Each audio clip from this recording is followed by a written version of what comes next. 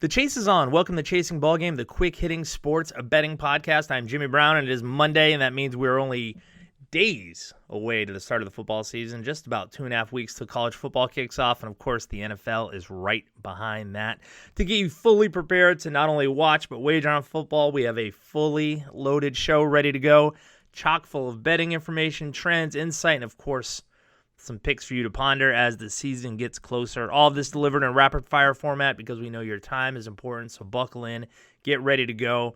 All the info in the show is delivered by chasers. Chasers are basically people I just find on the internet, usually social media, that share some great information, and I think it's so great I want to put it together and give it out to all my listeners. So if you want to be featured here or just share your comments or whatever it may be, just hit me up on social media. You can find me at Chasing Ballgame on both Twitter and Facebook because it's all about sharing and beating the books together. So let's get right away and look at the rundown for today. We're going to start in baseball. Look, I know we're excited about football, but we still have some baseball to cover. And today I'm going to talk about a team that will win the division, and they're not even currently in the lead. Then we go on to the college football free-for-all. Instead of looking at team previews like we did last week when I covered teams like Tennessee and Wisconsin, make sure you check out those previous episodes if you are interested.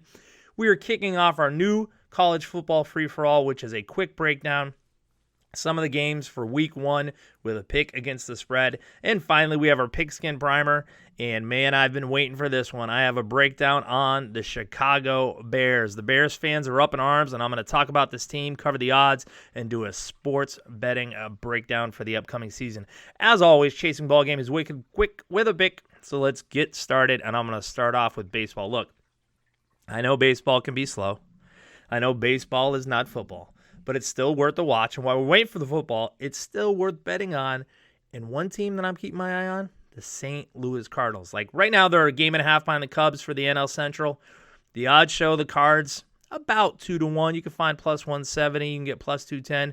But baseball can change really fast. I mean, a week ago, the Cards took over first place when they beat up the Cubs. And I'll be honest with you, you might even want to wait a little bit because it could get worse for the Cards because they got a 3-game set coming up with the Dodgers. They could be in a little bit of trouble there if they lose even 2 out of 3 or maybe even fall a game back to the Cubs to make it 2.5. You're going to get a better price. That's when you should probably wait to make this bet. At least if I were you, I would, because I really think they're going to overcome the Cubs and win this division. Look, using data I found at Jeff Fogel, he posts a lot of great stuff about the Cardinals and the Cubs.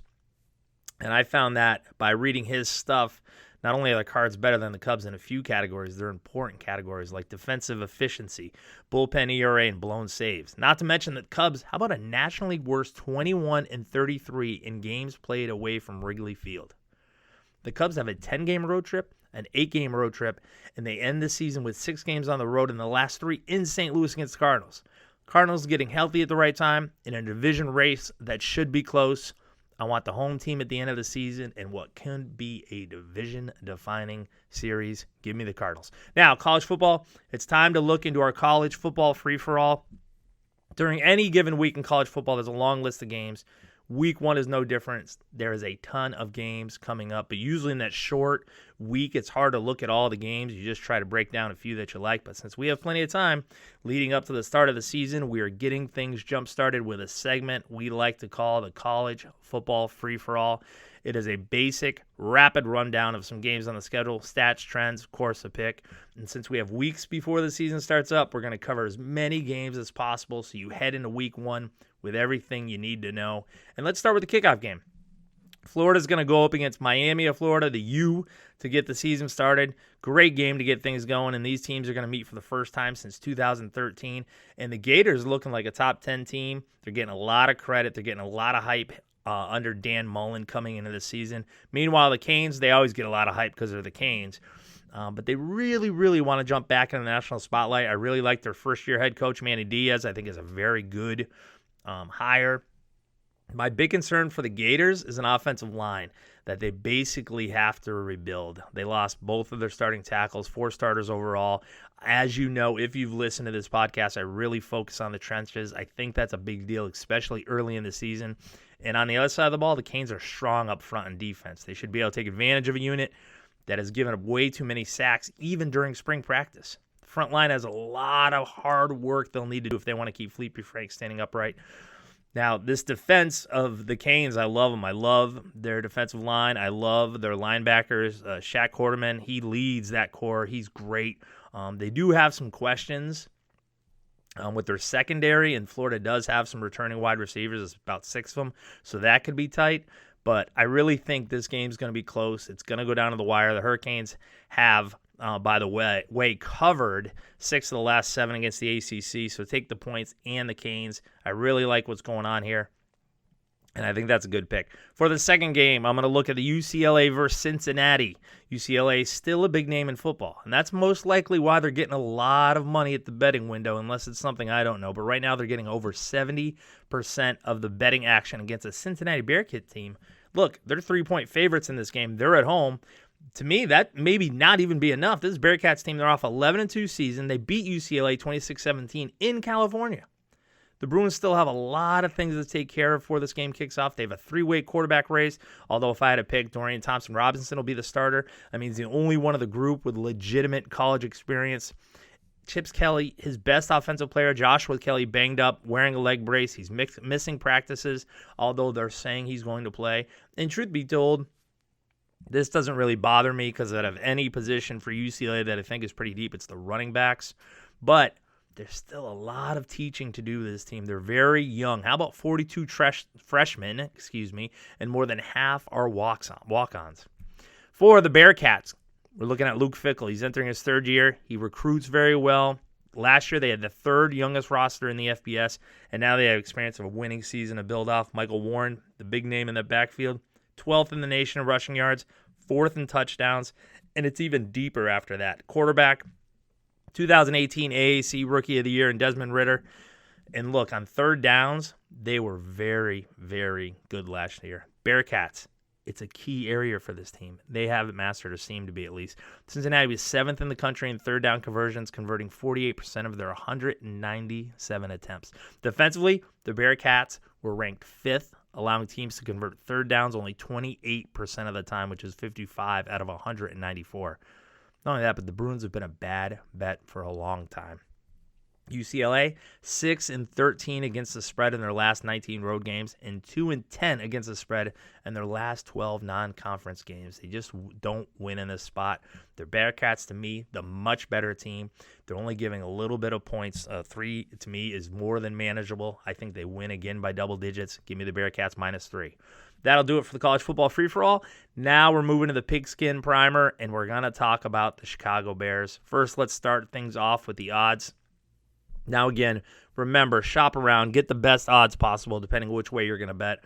Right now, you see the Bears are about 7-1 to win the NFC. You can get them +170 to win the NFC North. They are the favorites. The Packers are right behind them at about +190, 2-1. If you're interested, they're only -125 to make the playoffs. So if you think they're going to make the playoffs, to me, that's some pretty good value, something you may want to bet on. The win total for this team, it's set at 9.5 wins. At certain sports books, you can buy it or you can get it at different numbers, 9 out of 10, but 9.5 is what I'm seeing most across the board.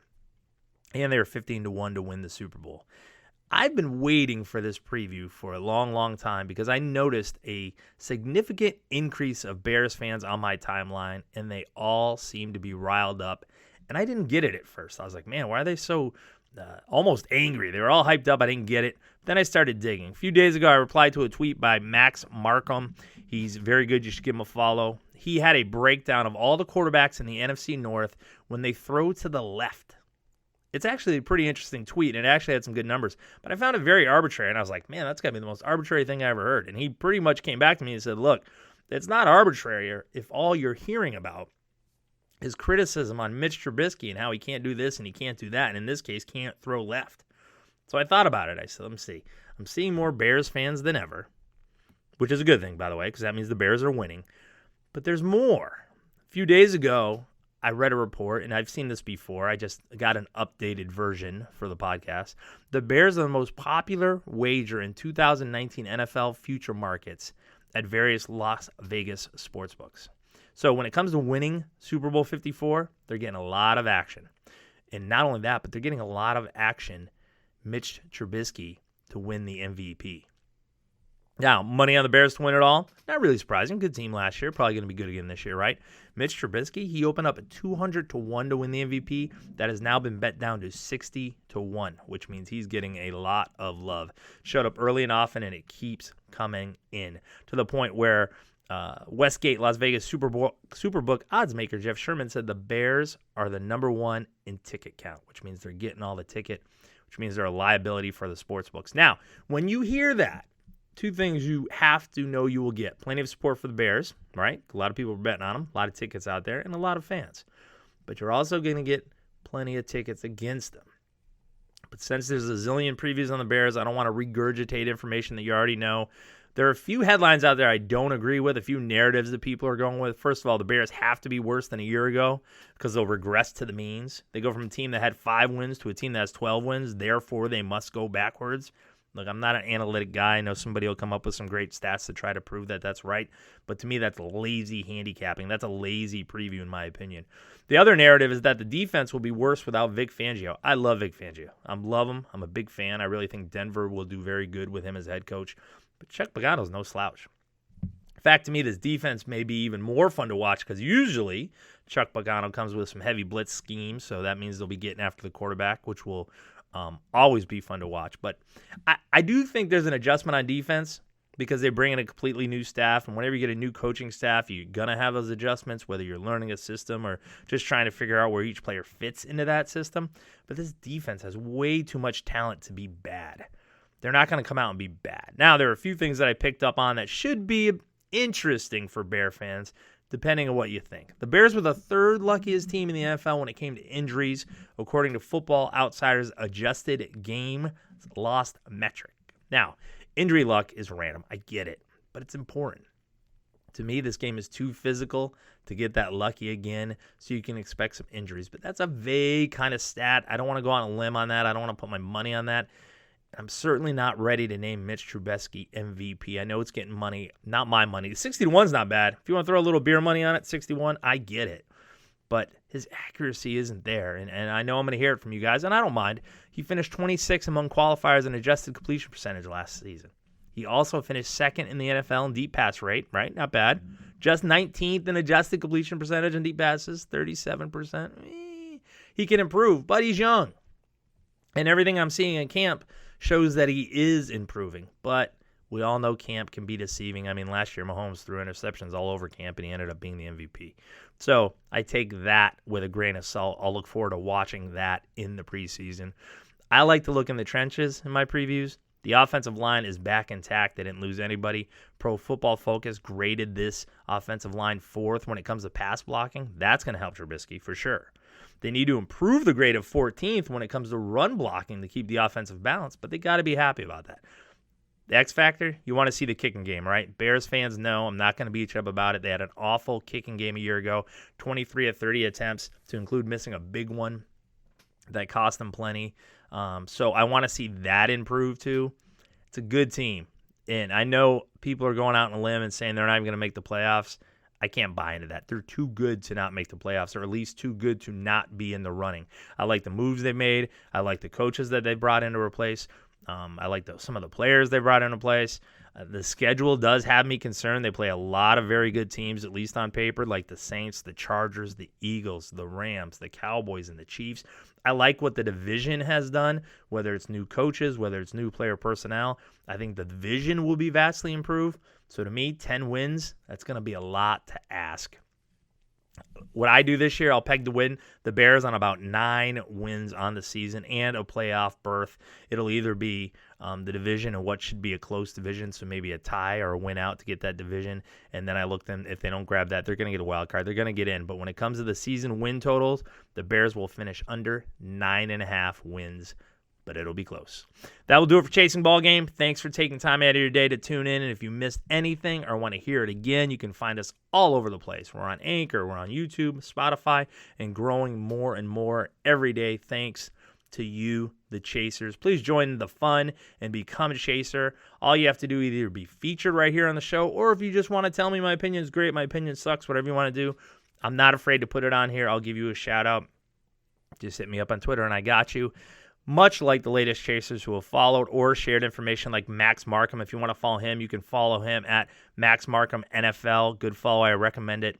Same with at Jeff Fogel, another good follow. We'll be back soon with more sports betting information, rapid fire format, which will include more picks in the college football free-for-all, and of course, more previews. Until then, win big at the betting window and keep on chasing.